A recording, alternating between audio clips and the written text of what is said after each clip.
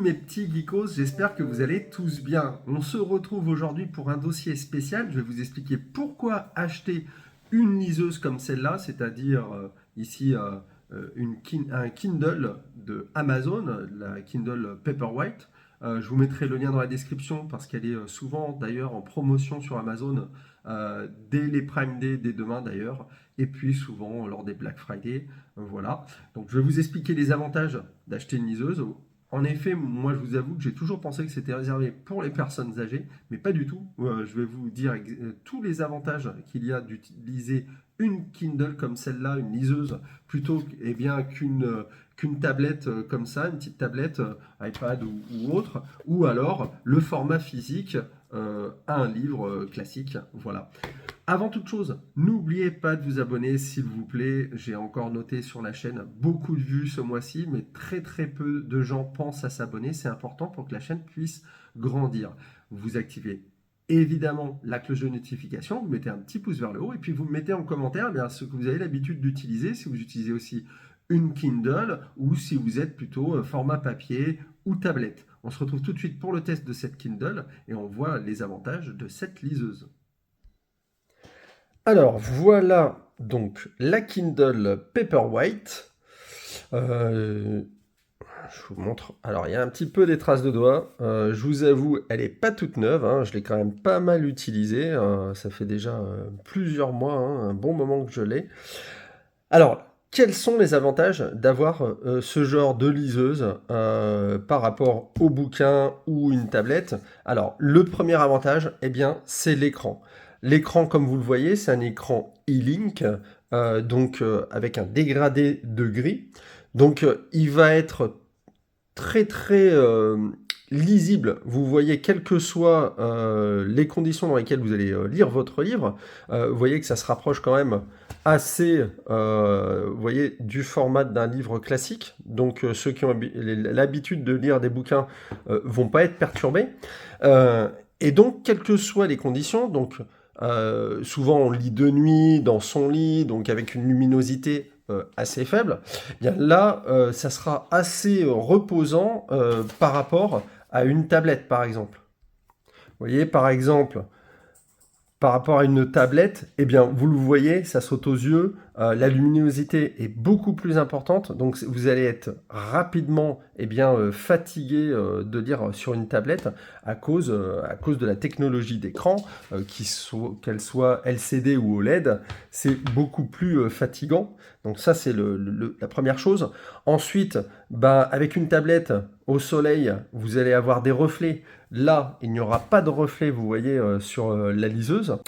Donc, en plus de pouvoir facilement lire vos livres, que ce soit de nuit ou en plein soleil en vacances, eh bien, vous allez pouvoir aussi l'emporter un petit peu partout. Le deuxième avantage, ça va être eh bien, son poids. Pourquoi? Parce que, vous voyez, la technologie, comme il n'y a pas d'écran lourd à l'intérieur, LCD, OLED, et sa coque, pareil, est en plastique, c'est très léger, celle-là c'est 205 grammes, contrairement à une tablette comme celle-là, même un petit iPad, c'est beaucoup plus lourd. Donc vous allez être, là vous voyez, on le tient d'une main, voilà, je fais tomber le bouquin d'ailleurs. On le tient d'une main, alors qu'une tablette, ben, vous allez être, vous voyez, d'une main c'est compliqué, et de deux mains, avec le poids, vous allez être rapidement fatigué, et vous voyez, ça va, vous allez avoir les arêtes de la tablette qui vont vous fatiguer les mains. Donc c'est, à moins d'avoir un support, mais c'est pas très pratique. Donc le deuxième avantage, eh bien, c'est le poids. Ensuite, l'autre avantage, bon bah c'est on a dit l'épaisseur. L'épaisseur, là on est sur du 8 mm. Une tablette comme l'iPad, c'est parfois beaucoup plus épais. Évidemment, l'autonomie. Ici, on est sur une autonomie de 10 semaines, donc ce que vous ne pourrez pas avoir avec un iPad, hein, même si l'autonomie est assez bonne, vous ne pourrez pas voilà, avoir une autonomie aussi importante. Ensuite, vous avez ici de l'IPX, XP8, donc vous pouvez lire très bien vos bouquins eh bien, au bord de la piscine ou de la plage, ça craint pas les éclaboussures, et entre nous, bah voilà, si c'est juste pour lire vos livres, ça, c'est une tablette qui est actuellement, elle est à 99 euros. On peut la trouver des fois à 70 euros. Alors que si vous vous baladez avec l'iPad sur la piscine, déjà en plein soleil, il va chauffer. Et puis, parce qu'il y a beaucoup plus de circuits imprimés à l'intérieur, de processeurs, de puces, donc il va rapidement chauffer, contrairement au Kindle. Voilà, c'est un autre avantage. Encore une fois, vous pouvez lire dans toutes les situations. Et puis pareil, dans les transports, vous n'allez pas forcément emmener votre iPad. C'est beaucoup plus pratique en plus en termes de valeur, hein. Si vous le faites voler ou vous le perdez, bah voilà, vous n'allez pas perdre plus de 200 euros, ça va être beaucoup moins cher. Donc c'est aussi un de ces arguments, c'est le prix. Eh bien, par rapport au bouquin, eh bien, forcément, c'est l'encombrement.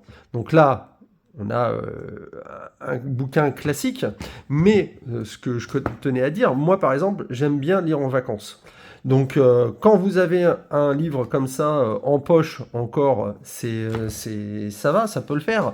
Mais je vous rappelle que souvent, quand un bouquin sort dans son édition originale, eh ben, c'est plutôt un pavé comme ça, avant qu'il soit édité plusieurs mois en format poche comme ça. Donc vous imaginez, vous voulez lire 2 bouquins en vacances, vous allez amener 2 grosses bibles comme ça.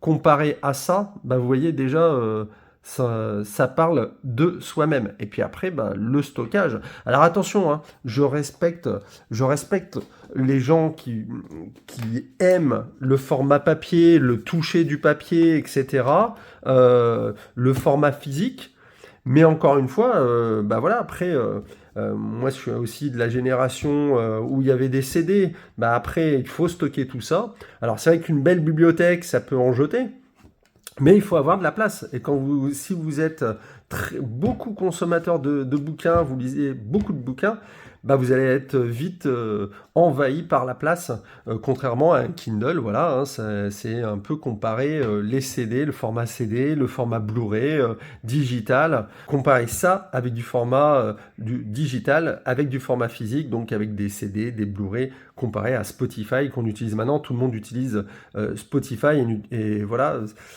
Encore une fois, je ne suis ni pour ni contre. Attention, évidemment, le format physique a ses avantages. Voilà, une belle couverture, dans le cas d'un CD, un beau coffret, un beau livret. Pareil pour le Blu-ray.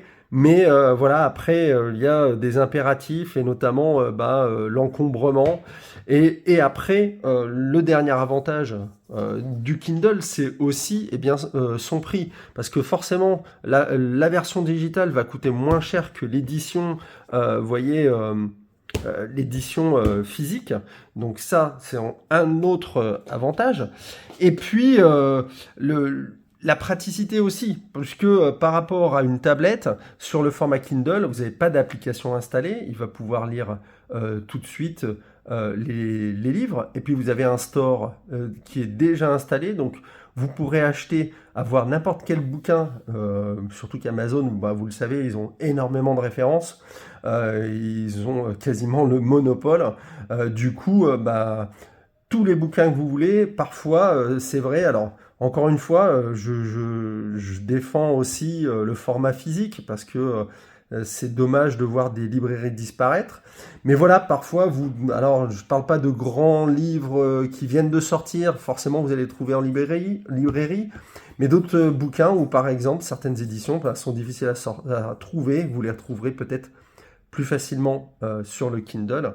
Voilà. Donc l'utilisation, le prix des livres aussi, comme je vous ai dit, le format digital sera moins cher. Et après, il y a un autre argument, c'est l'argument écologique. La tablette, elle est produite une fois. Alors Amazon, d'après Amazon, c'est à base 60% de matière plastique recyclée. Donc ça, c'est plutôt pas mal. Et donc forcément, bah, une fois que vous avez acheté le Kindle, oui, il y a des émissions de CO2 pour fabriquer le Kindle, mais quoique, c'est vrai que le Kindle, bah, vous voyez, il n'y a pas beaucoup pas beaucoup à produire, entre guillemets, c'est pas aussi complexe qu'un iPad qu'on a vu tout à l'heure. Donc une fois qu'on a produit le Kindle, et bien après, vous téléchargez simplement du digital. Contrairement à un livre où ben, forcément à chaque fois, ça va être de l'édition, il va falloir du papier, même s'il est recyclable, bah, il faut couper des arbres hein, entre nous, voilà, et puis la couverture, etc. Donc ça aussi peut-être un argument aussi écologique.